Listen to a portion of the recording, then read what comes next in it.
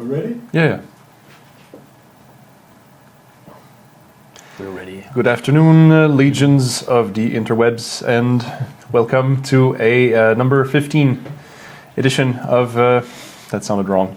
Welcome to the Heroes and Generals Devstream number 15, live aus Copenhagen. And today I have with me Rito Redbjarne, and I'm Rito Gargamel, and we are going to talk about some of the upcoming features in the Spatz add-on. We're just going to do a recap, really. Nothing that we haven't talked about before, I think, except... Is it still in test then? Huh? It's still been tested, right? Yeah, there's a lot of testing going on. It's actually taking a little bit longer than we would like to, but we want to make sure that this next build is an improvement and not a. Yeah, but we have been talking a lot about the features that are in the so the hit detection and everything. So it needs to be. A lot of stuff needs to be retested, I think, because we're kind of trying to fix some of the stuff that felt wrong about gunfighting, and a lot of this means that. I think it's something that's it's hard to test. Yeah. First and foremost, and then it's just one of those quite large changes that sort of like produced a bit more bugs than we expected. So it's. I didn't want to say the word bugs, but you can't make an omelet without breaking some eggs. So exactly. So. But yeah, maybe we should start with an overview of, in case you weren't watching the past 2-3 weeks, what we're adding in the Spatz add-on. First of all, that one actually is not. I mean, it's not really buggy. It's gonna work fine. I think the delayed faction choice. Actually, we should. Talk a little bit about that, because it seems like people completely. We confused everybody when we described it. That's also because we changed the name of stuff just halfway through making the blog post and stuff. So we had some slight confusion there.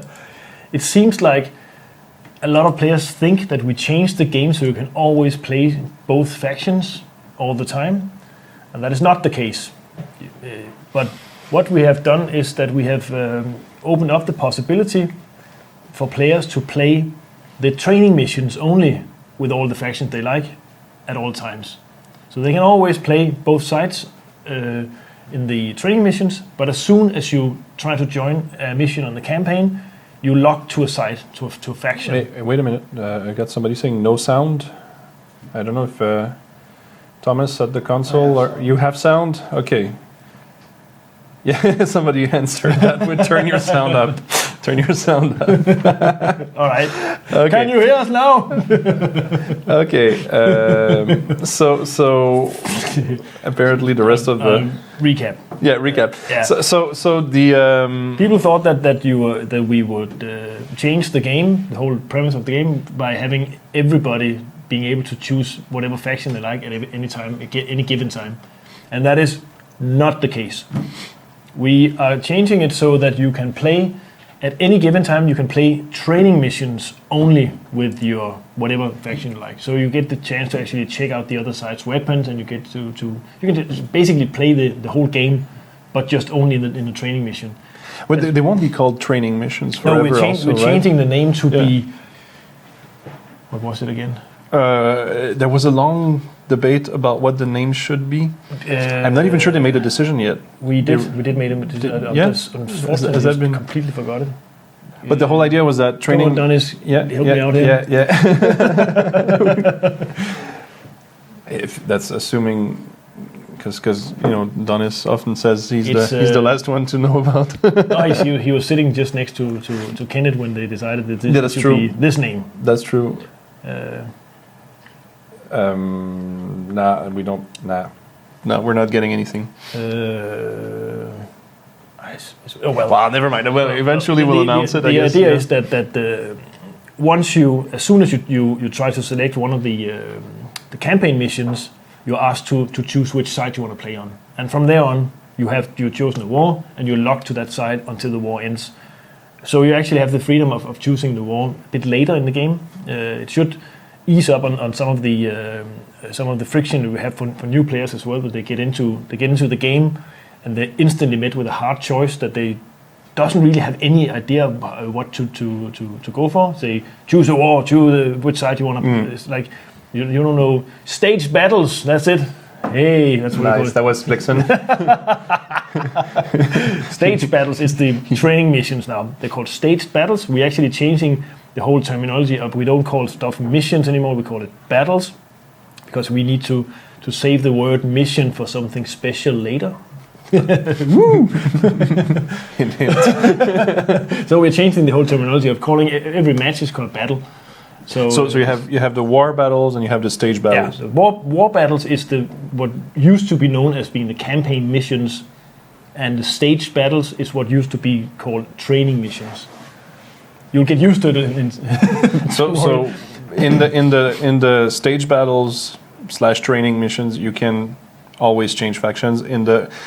What was that about the matchmaker? But what if you can't do it while the game is running? No, not while the game is running, of course. You can join either side. Yeah, that would be absurd if you could always switch back and forth. Yeah, that'd be totally weird. Yeah, so, but if you're in a squad, the question was asked also. If you're in a squad, I think we said something that was a bit odd. Yeah, last time that you were able to after a locked faction, you were able to join war missions with a friend's squad on the other faction. Obviously, you shouldn't be able to do that. So it's just a small misunderstanding. The question was also asked, I think, about once there's a clan structure.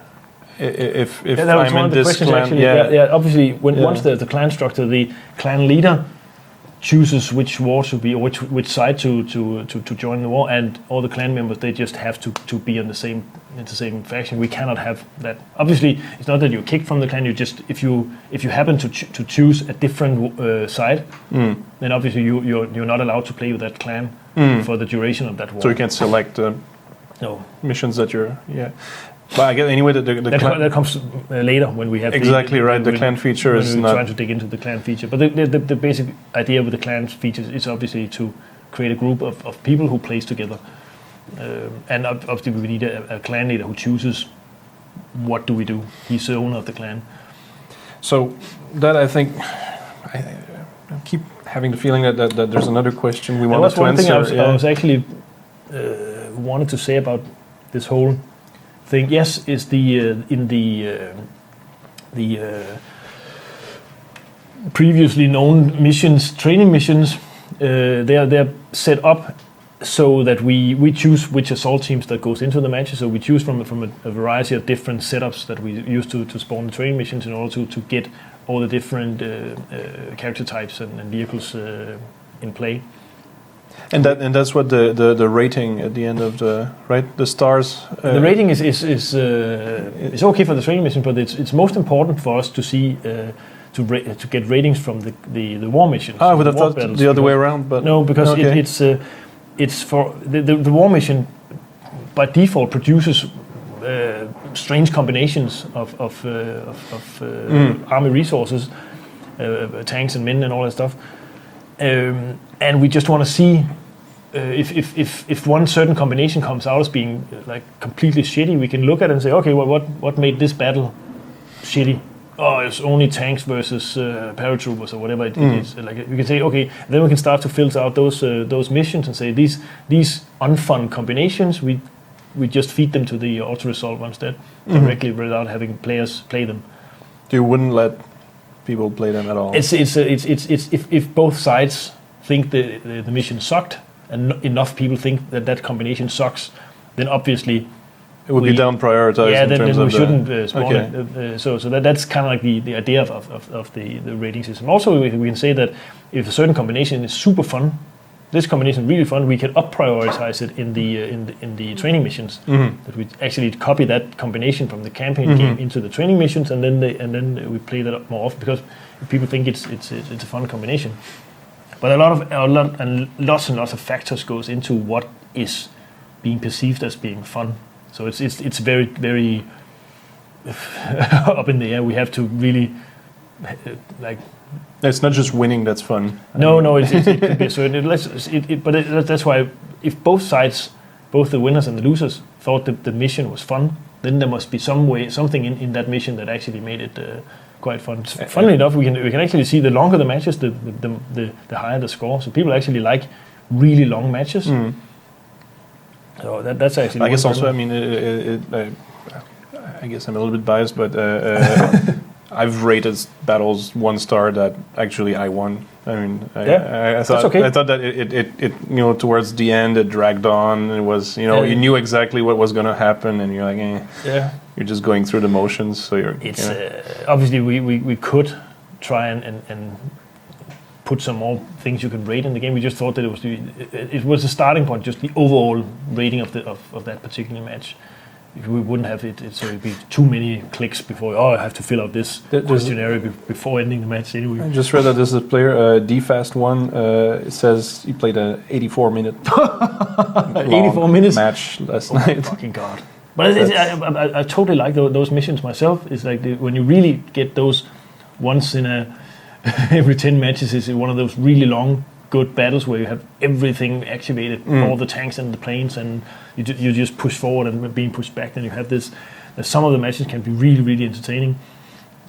So, I guess that also brings us to what else we want to improve. When we talked about hit detection, what we should maybe go back and talk about it a little bit more. Yeah, but without getting into like really specific detail, because last week we showed all the debug graphics, and it's a little bit more confusing than helpful. I think it's really now we showed it, and it's sometimes when we show stuff like that, it gets misunderstood, and it actually produces more questions than it answers. But the general idea is to show, I guess, that we have these tools to analyze what's going on, and that this is what is being tested. Really, is the difference between what you see on your client and what the server acknowledges as having happened, because that's I think one of the things that will be changing is that there's more back and forth between your client and the server in terms of confirming things. Yeah, it's faster, and some of the delays have been removed. So we're going to move things. So some of the things actually will be moved back to the server, as in they're not happening on your client. That would include the blood splatter. The blood splatter, yeah. So that will only appear as a confirmation. Sorry. That will only appear as confirmation now, rather than just being you have hit, and now so it's only server-side confirmation that produces the blood splatter. So the trade-off is that the blood might be a little bit late, or a little bit weirdly placed. Depends again. I guess it will always be placed on the soldier, but it'll just happen. It might happen a long time after the hit was actually fired, which might seem weird. But it depends on your latency. It depends on stuff like that. Yeah. But anyway, because what I heard from Andreas was that you can choose to have like a delay in space or a delay in time for this sort of feedback. So either you make the blood happen where the hit was confirmed, and then the guy moved already, and then so you see the blood is here, my face is there, and but you got me. And otherwise the blood happens on the guy who already moved. Yeah, but it happens late, or it happens. I would prefer it to be on on the time delay, so it actually happens on. If there's two guys standing next to it, it would be weird to have the blood splatter on the second guy that wasn't hit. So it's like, and all this again to kind of recap, it's a matter of everything to happen on every player's client in a way that is coherent, in a way that is basically the same for everybody. You have to kind of have everybody syncing with the server saying this happened, everybody getting the info. Yeah, but actually, the great thing is the you don't need to be that much. No, but there's apart in a game like this before you can actually see the delay. Exactly right. Light speed is just not quick enough. So it's just it's the time it takes for the light to travel 1,000 kilometers and back again. That's actually quite a that is measurable time in a video game, especially if it's delayed further by rerouting the signal over the internet. That causes huge delays. So if you can light find a speed way is not fast enough, like No, for real. For real. Really, light speed would not we be would like fast to have enough. faster light, please. So, I guess that was one of the problems that with the good old. There was a few years ago where there was a lot of hype about streamed gaming, where you just stream a video signal, and you could have like, you can play any game anywhere, and or just through the browser or through whatever internet dongle you get. And that's just a streaming video signal. But one of the major problems with that is that the latency, the servers that host the games, that sends out the video signal, just the time delay from any user to that is causing a problem. I think when you're talking about America, I think one of the services set up servers on the West Coast and the East Coast, and the people living in the center of the states, there's like, I think what is it? There's 2,000 kilometers to from coast to coast. No, from the center to the coast. Yeah, most something likely. Like that. That's and I think the point of pain is about 1,000 kilometers if the route is sort of like a straight line without any delays or anything, and it's just like I think it just got into a huge problematic thing where you actually have to make certain arrangements with the ISPs to route your traffic through certain servers to minimize the latency. They just couldn't get like a first-person shooter to work properly under via a stream video. That's where it sort of like died. Okay, because otherwise that was something that was being considered. I think it's like 3 or 4 years. I think one of the companies was called OnLive, and the other one was Dave Perry's thing that got sold to Sony. It's all like it's just streaming video signals where the actual game is being played on a remote server, but the delay through that, the pure latency, is just killing the games, especially the action ones. Obviously, like playing chess or something else is perfectly fine. World of Warcraft, maybe. I'd never heard of that one, so that never saw the light of day. That was a big thing like 3 or 4 years ago, that everybody thought that this is the way cloud computing or cloud gaming or whatever it's called, streamed gaming was the new big. That was the new black. So, but back to our sorry game. People are saying like, "Well, we're talking too much to each other." I'm going to talk to the camera now. Talk to the hand. Talk to the hand. So I just saw Terminator 3 the other day. Talk to the hand. It's just awesome. He said that? Yeah. I haven't watched it. Talk to the hand. I've seen bits of it, and it's fucking awesome. Is it? Yeah, I like it. So hit detection, delayed faction choice, and the other one, notifications. That one, it's a small thing, but it's going to be awesome. Yeah, because you get your little notification tray. Exactly, you get something that you know from Facebook and every other online tool have a notification system, I guess, other than us, apparently. But it's finally in. It's awesome, and it has an extra little icon in the at the bottom of the screen that will notify you if something has happened while you are away. And for starters, we just put in the reward of the day when you log in. I think it's what is it more? It's your what it costs to repair your vehicles and your mods and everything. So also repair cost is put in that tray as well. Is it going to be there starting with the add-on? Yeah.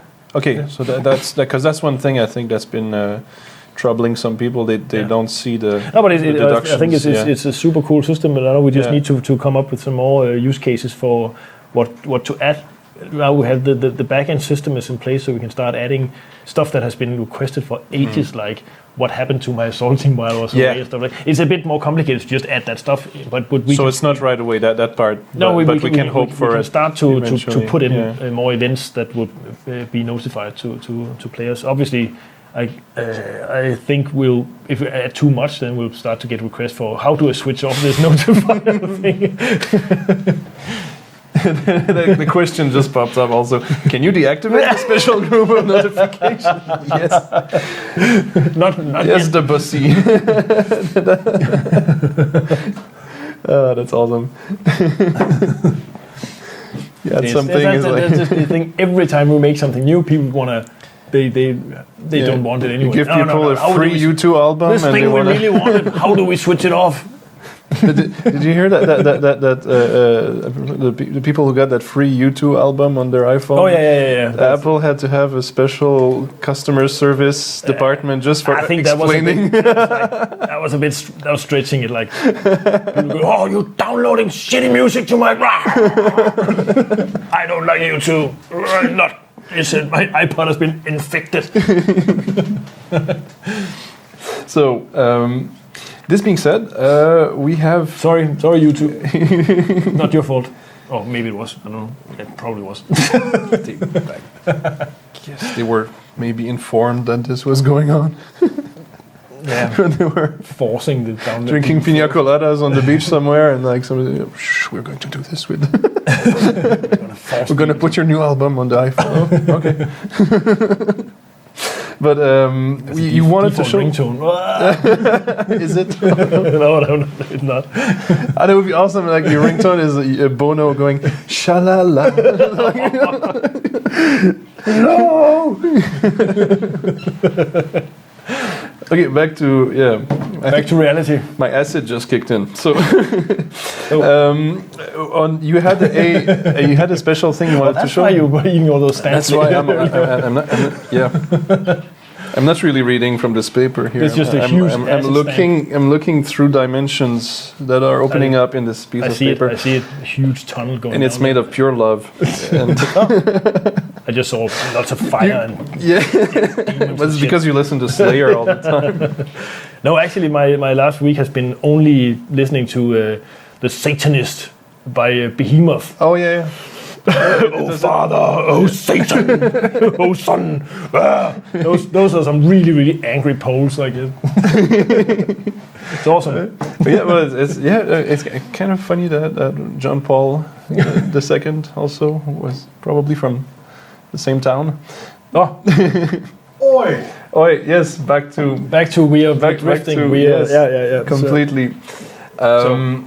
So we talked about the Pope, and we decided that we wanted to show something that you use, a tool that you use to edit the weapons. Yeah, basically, it's more editing the weapon data, because when we tweak weapons and adjust them, we do it in the game. Actually, we run the game, put out a weapon, shoot, and then we have a tool that can actually adjust values directly in the game. We adjust the weapon and dump out what values feels nice. But this tool is basically for actually comparing on a data basis different weapons, and also to check out the modifications and the ammunition and all that stuff. We have been working on how should I say converting the database. The data of all the weapons and ammunition, and trying to get it in a more. But when you say converting, is as in it's changing the way it's stored? Yeah, it's like running through all the different all the data and adjusting it to a new data format, basically. But the way you explained it to me before, the main thing was that you would move the kind of modification of the values from equipping a different kind of bullet to actually putting the same bullet in a different weapon, for example. Yeah. And the old system if you have two guns that use the same kind of bullet, it actually use two different bullets, and we get into a problem where it's hard to adjust those things, because it's the same bullet, but you easily get into a situation where you actually adjust those two bullets in a different direction. So technically speaking, both guns are firing the same bullets, but the bullets have different values. Yeah. In the current system, and then you wanted to change that to make it more. Now we've changed it so the bullet is the same. They all use the same bullet. For example, the 7.92 Mauser, but the weapon itself modifies a lot of values that changes how the bullet operates. That also means that we can start to have, like, instead of having ammunition modifications, we can actually have 4 or 5 different types of mouse ammunition that you can try out in your weapon, and you can try the same ammunition in a different weapon and see how it behaves slightly different. And for that, I use this. We use this tool. It's in.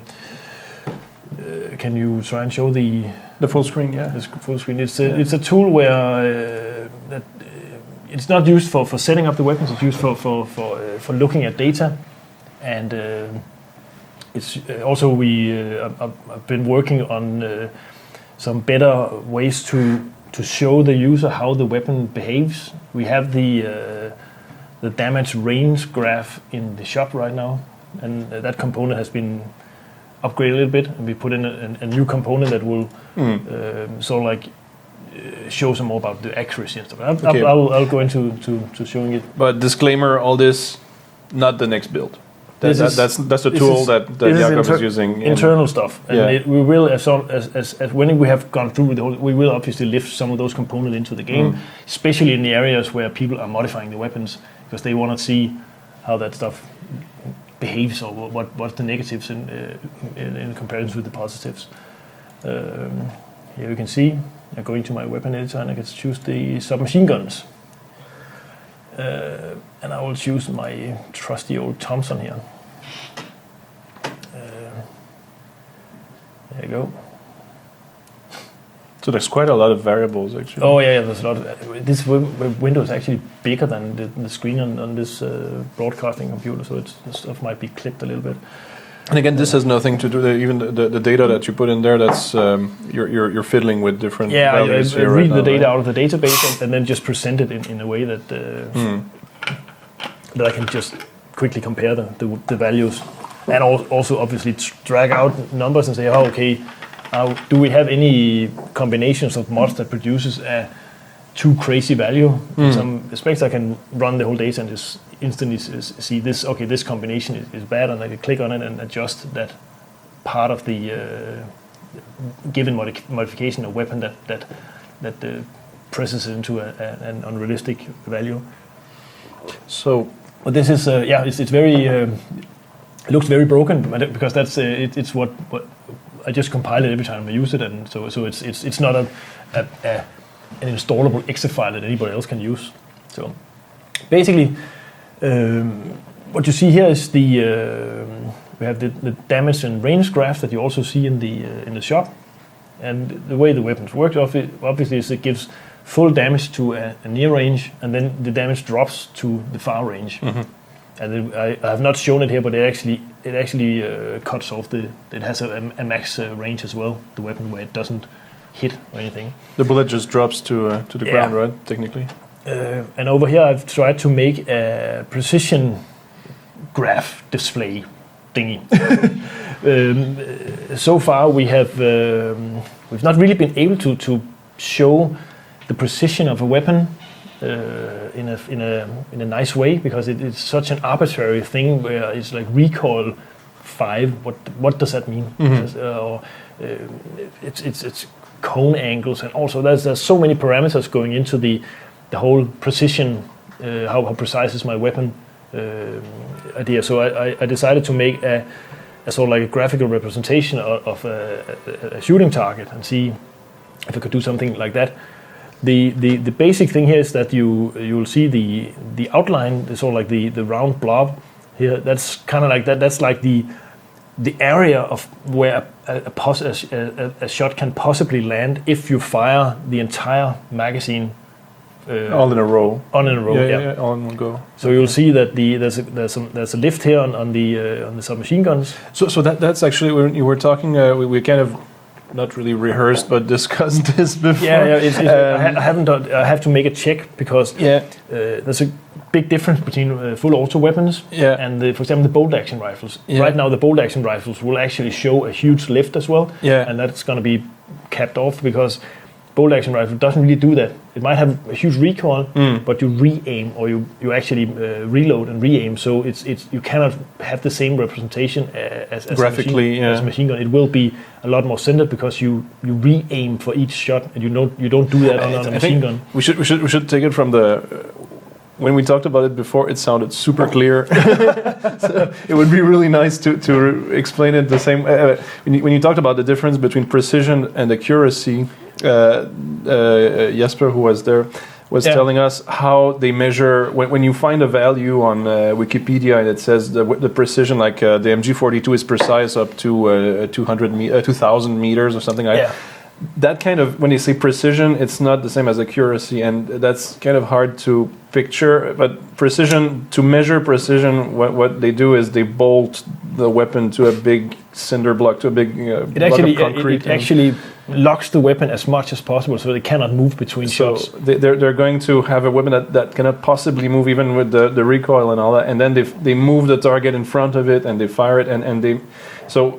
Firing a weapon several times with that setting where the weapon does not move, it will tell you the precision, as in what's the chance that the bullet will not be exactly on the same spot, at what distance, basically. And the accuracy is that's what this graph is more. Exactly. Accuracy, I have for one shot, I still have the precision, but I put in the movement of the gun for several rounds of firing, and that way you get a picture of the accuracy.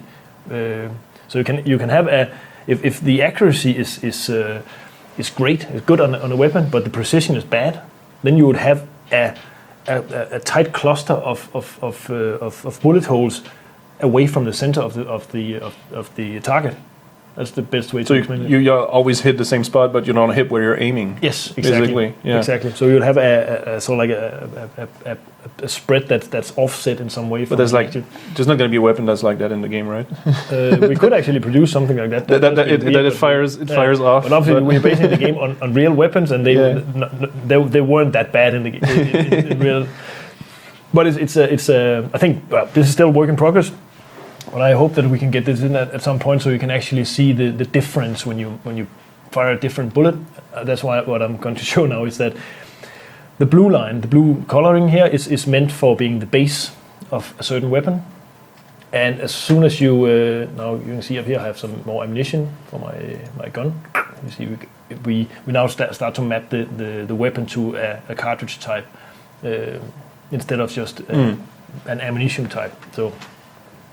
And you can see I have if you click on the 45 ball here, that's the standard ammunition. Obviously, it aligns perfectly with the blue one because it's exactly the same. You can now choose a different ammunition. I'm going to take one of these hollow point bastards.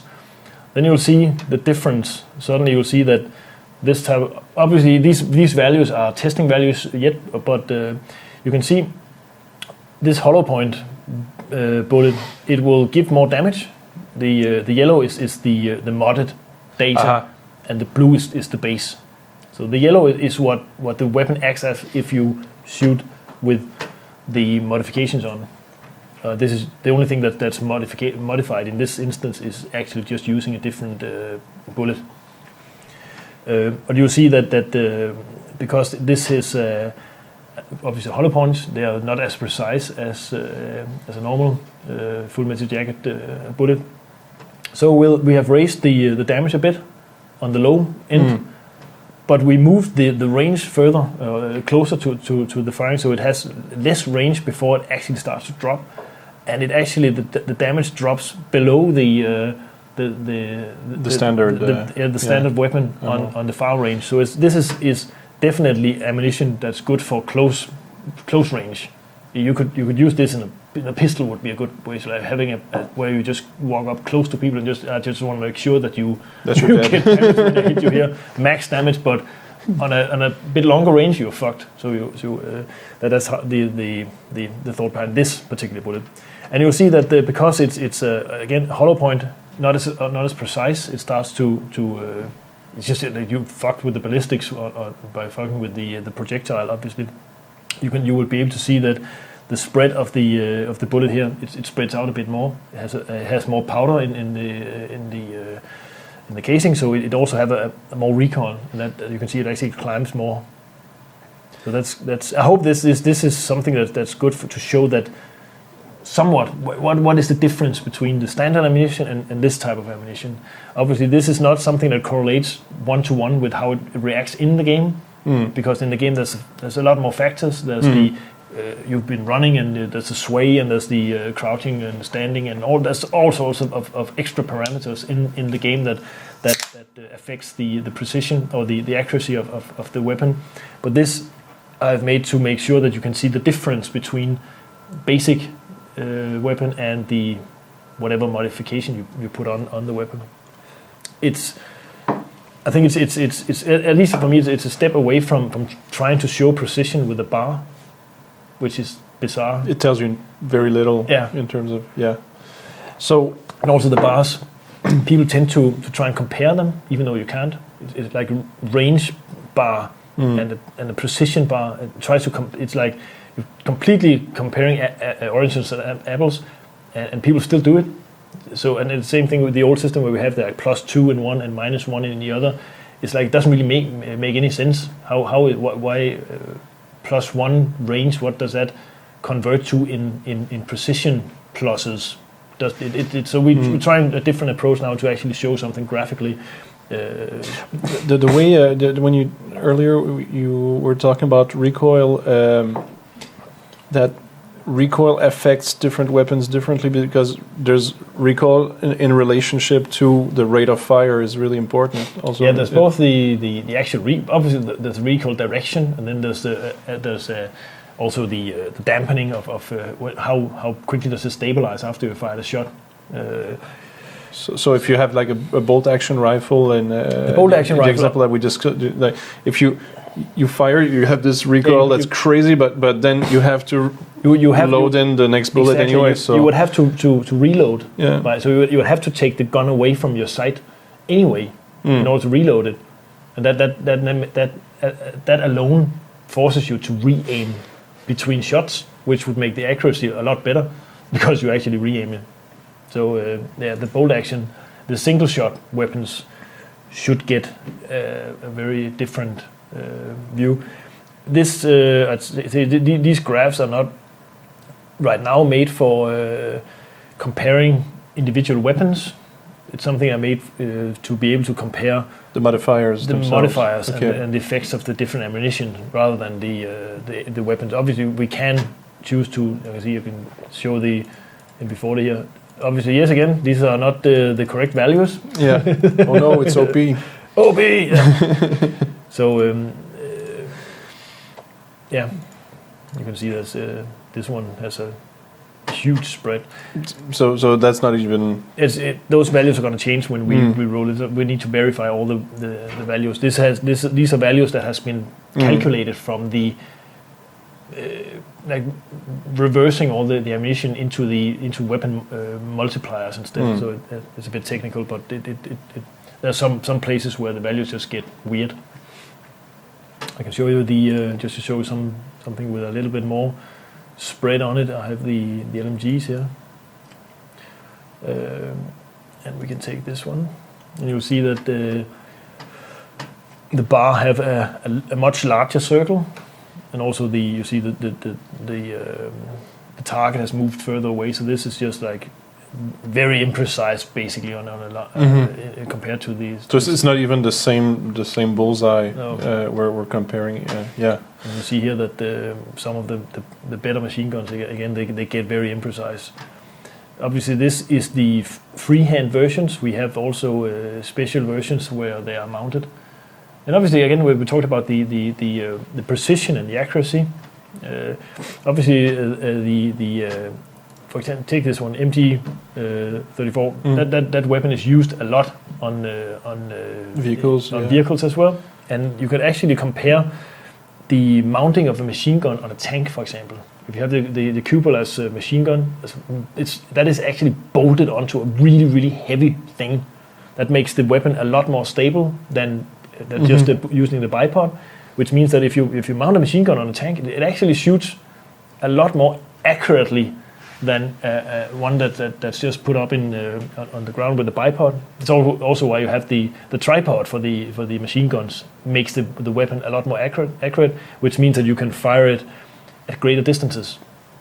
Obviously, recoil. There's all sorts of other stuff that makes sure that the more energy is transferred into the bullet because it's actually mounted on something that doesn't move when you shoot it. So it can actually also shoot longer. So it's definitely that's something that we're working on, because we would like to have that difference. It's not just the same weapon. It's actually you can see that even the weapon mount modifies the way the weapon works. So eventually that would also have an impact. But they're all shooting the same ammunition.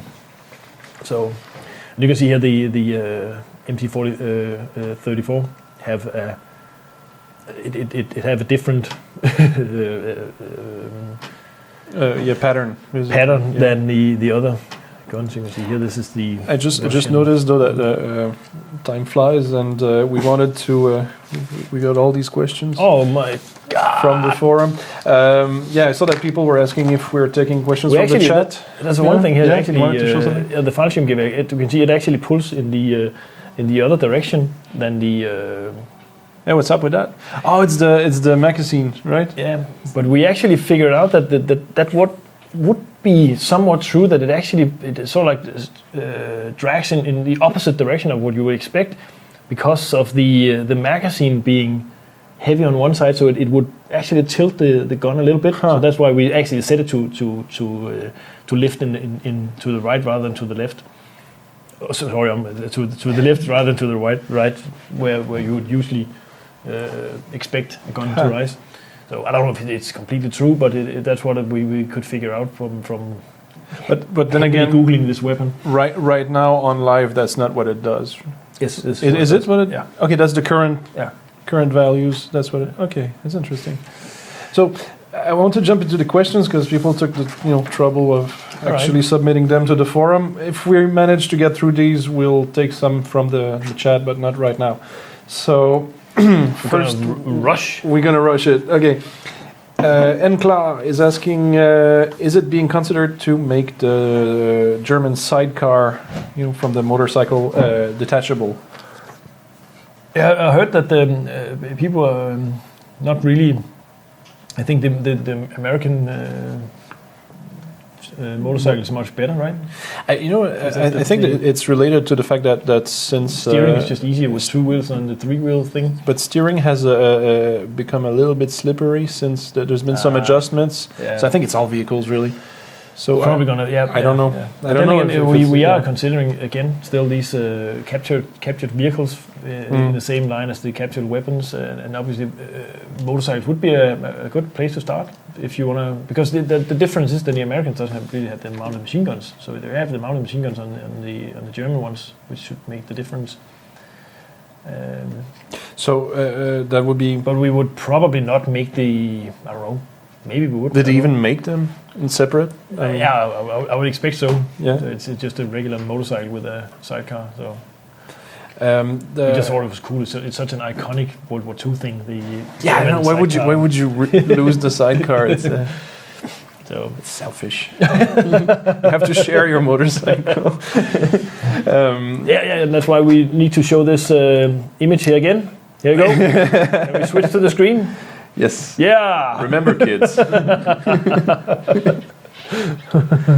So, next question from Warf. Will a vote kick system ever be implemented so players can be kicked out if X% of players voted yes? Actually, no. I don't think we will, because it's abusable by clans. Evil clans, not clans, for their evil friends. And from our experience, it is just evil clans do that in other games where it's possible, and it's just super annoying that they.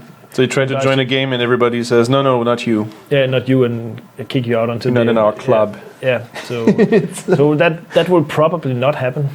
No, that would be a dick move. But yeah.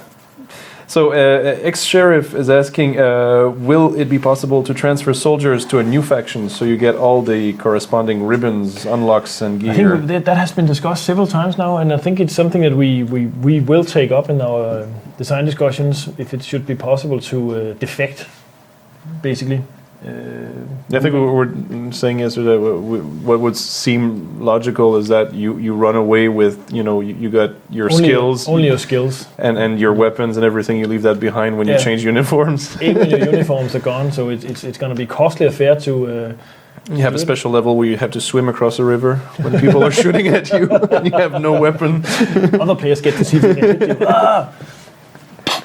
So, And if you hit you, you die. so next question is, I don't know if binoculars. Did you get an answer from Tobias? No, I didn't. So the answer should probably be maybe. If Tobias is watching this, then he should think about it. And a good answer. Okay, because that's a question that's been asked a bunch of times. Sparrow Haggy asking, will tankers be able to use the binoculars while in Commander Hatch? I totally like the idea, though. I think it's cool. But it's not as simple as just having you wear the... yeah, because the controls have to be in that mode somewhat upper body, first person and lower body vehicle thingy, because it's... so it's like entirely new code that would be... It would probably be some new code in order to do it. Yeah. But it would make sense, obviously. Otherwise, people wouldn't be asking those questions. You're saying they never ask questions that don't make sense? Oh, they do all the time. There's some good questions among the... There's some good questions. Yeah. Kyrie626 and Blue Jester are asking, can you please comment on the problem of overpopulation of assault teams and the over harsh restriction imposed by the current production / stockpile system? That's a long question. That's a long question, and the bottom line is it's about waiting. It's about waiting time. So the guy is saying basically, how can I not wait? Basically, you have to wait. That's the whole idea. We put in the limited resources in order to move in the direction where we get a more say realistic strategy game where resources are the key element to the strategy.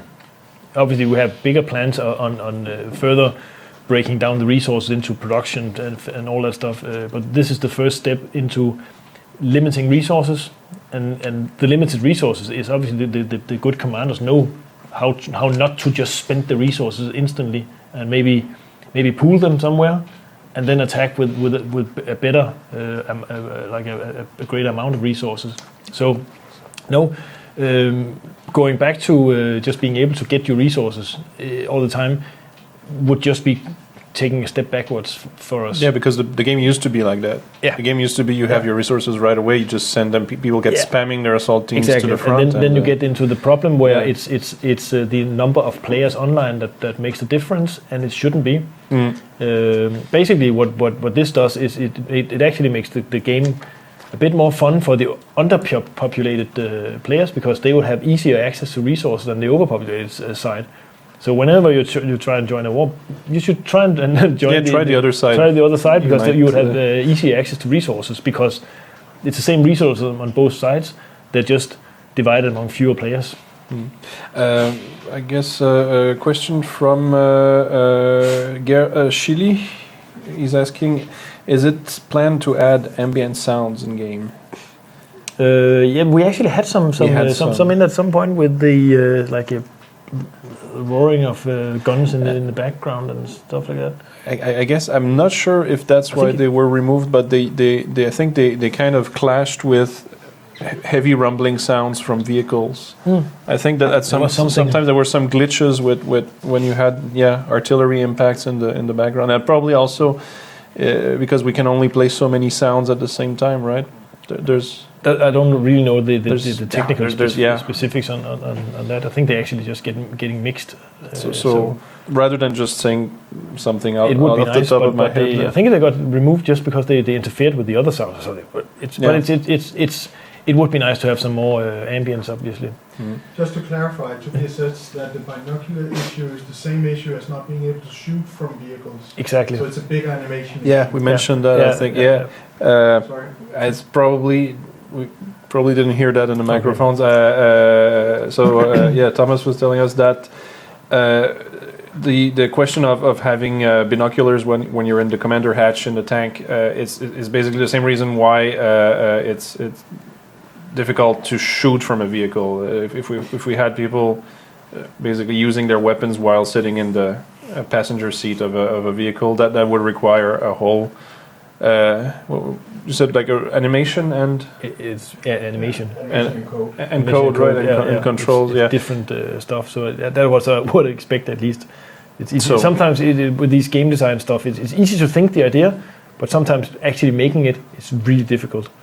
And it's but obviously we listen to all the ideas that you guys come up with.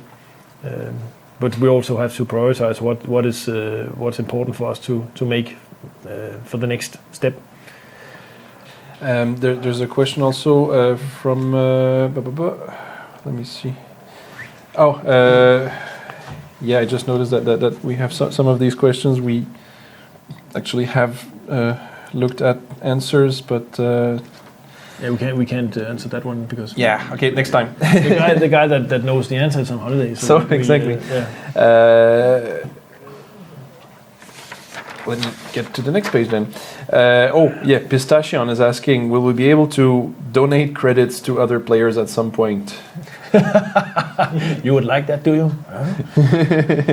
No is the answer. It's Pandora's box of evilness to be able to transfer funds between players' accounts because it's a free-to-play game.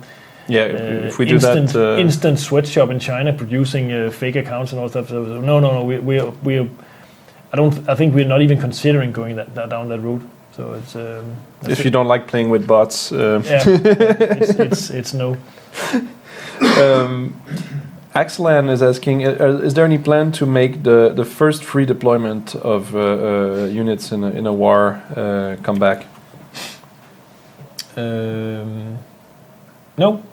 No, because But you will get obviously you will get the if you just bought a whole new reinforcement and the war ends, we will reverse that obviously. Yeah. So you get your resources back at the end of the war. At the end of the war, but and also we made them cheaper. That's not out yet, but we actually again decreased the prices quite massively. We need to find a good bottom for this, and we actually we lowered the prices on the tanks once more, and on the basically on the stuff that we think we would like to the commanders to use more because they actually make a difference in the war. But right now they're so expensive that it's not worth the spending of to make the difference. So we're lowering the prices until we can see that the use starts to pick up again, and then we're going to stay there.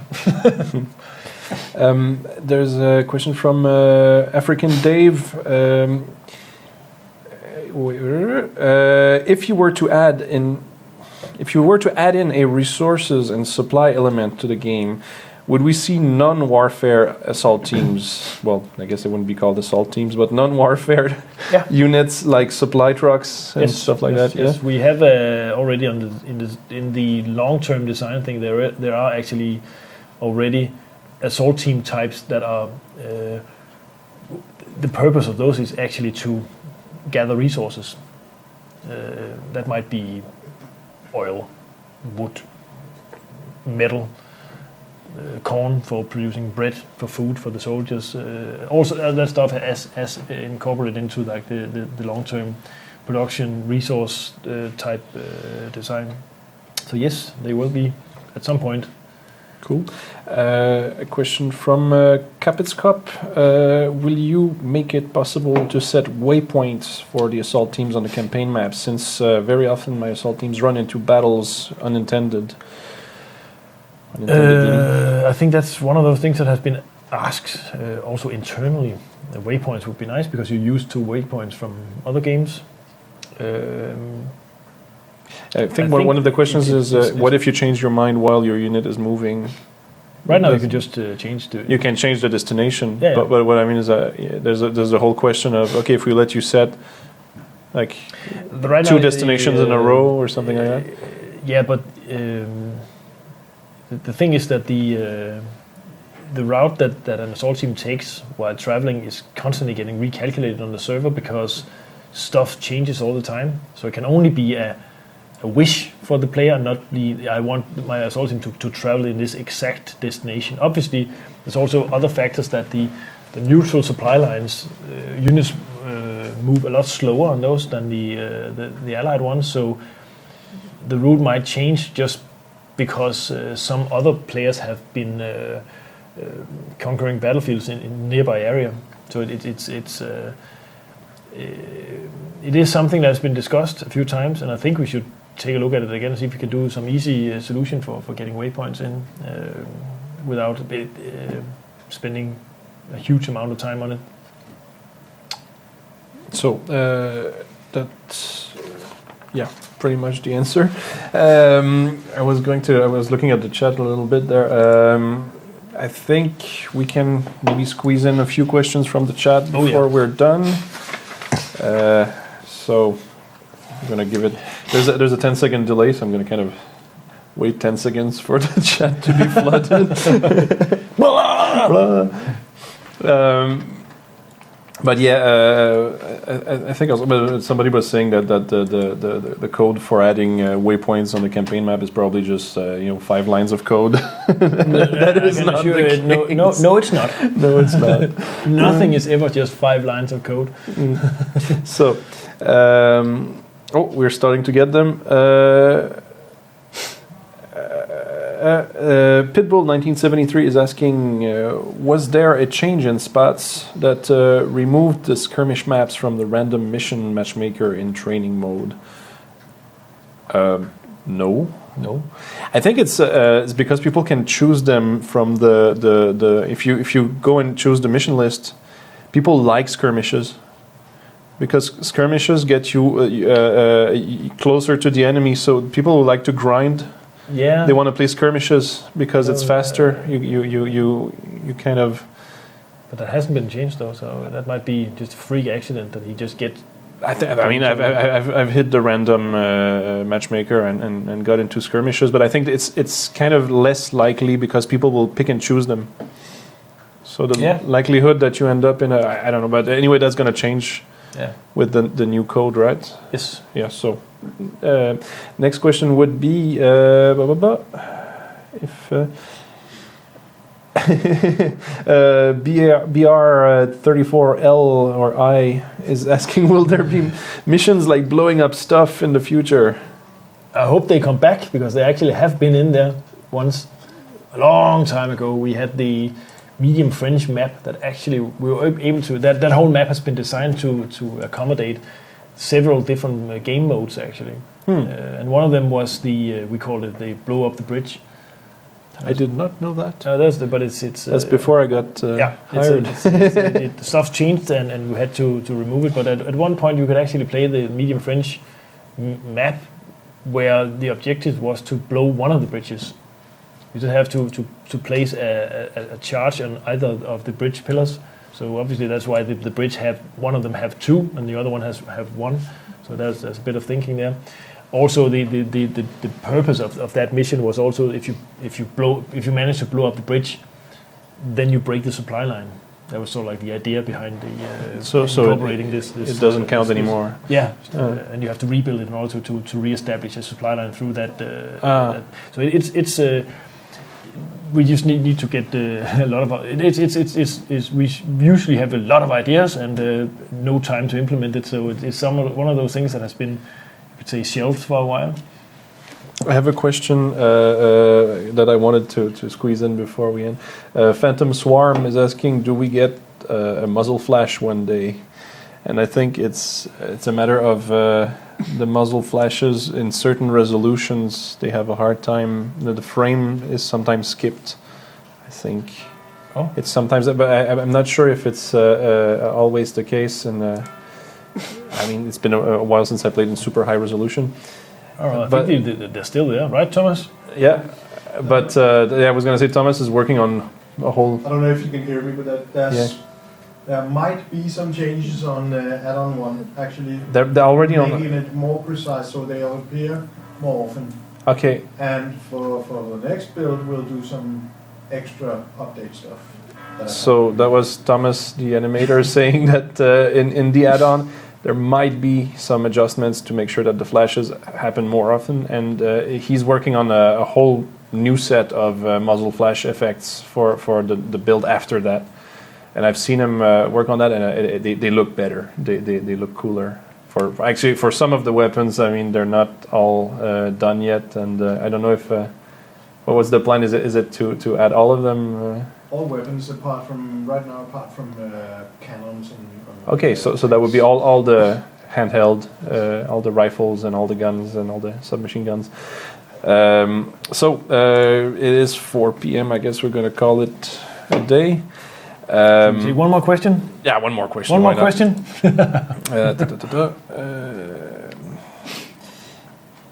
Maybe that one, but we already answered one from that guy. Let's go and... New guy, come on, new guy. New guy.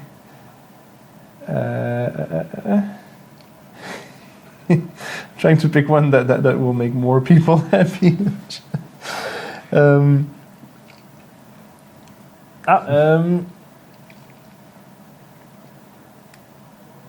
Nah. Oh, and actually, that one? Yeah, we can see that. Skullizer is asking, do planes take ground force player slots away? Not at the moment. No, they don't, right? They didn't at some point, but actually I think they... they're extra, right? They're and it has to do with the fact that the planes are very light on the servers, whereas, for example, the tanks are very heavy, because it involves a lot of physics calculations and stuff to make sure that everything is in sync, so we can't add as many tanks as we can planes, and I think Andreas at some point changed it to there's always room for four planes on each side. I guess one more, well, I guess, yeah, the answer will be maybe. Killer 307107. That's his phone number. Combination to his safe. Will normal infantry be able to carry the M1 carbine like GIs in real life with capital R on real? At some point, yes. Obviously, we are on a different track right now, but we should revisit some of those weapons at one point again. I would personally like to see the folding stock in the game as well. But obviously that's one of the nice to have things that we are hoping that will get in at some point. Right. So I guess we'll recap what's going on in what went on in this episode. We talked about we kind of went over all the features that are coming in the Spats add-on. We talked about that tool you have to tweak weapon values, which is still internal, experimental. Tool. A lot of our internal tools are really ugly, and sell them. The same as our replay tool that people have been asking about. That's also like an internal thing it's nice for us, but would require us to have put a lot of work into making it work for the players.